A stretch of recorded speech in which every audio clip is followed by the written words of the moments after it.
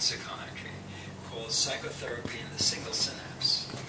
This is before imaging in 1978 or 79, in which I suggested, look, if psychotherapy works, it is presumably because it creates changes in people's minds, people's behavior, that must be reflected in the brain.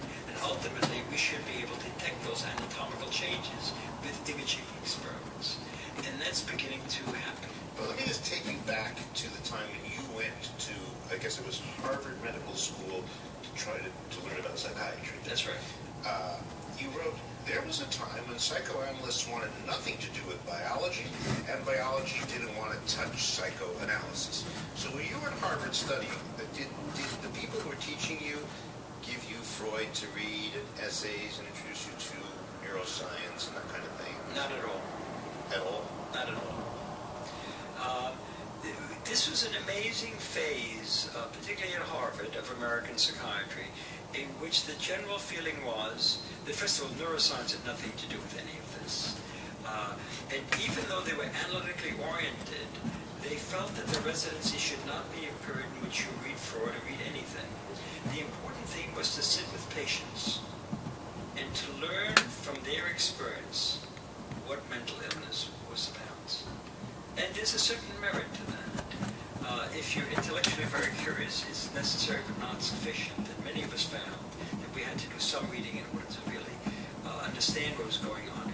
But Elvin Semrad, who was sort of the great mentor who, his memorial lecture I gave, Psychotherapy in the Single Synapse, really thought that sitting with very ill patients was extremely important. And having your character molded in a way so that you understand their problems by listening to what they said was exceedingly important for your own education. And I must say, just in all fairness to that position, one of the things that from Freud on, psychiatrists have contributed to medicine is that they listen very carefully to patients, which you can't say for all the physicians you encounter in everyday life. But it is a little funny, isn't it, to be at a school and have them not? Like, did you read Shocking. Did you read Freud? No. I point out in my book that actually several of us, and we had an extremely accomplished class. I mean, many of the people have gone on. Joseph Schildkraut,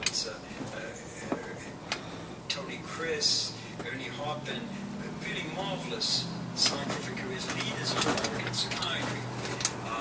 And we were all exposed to this really psychotherapeutically based education. And we all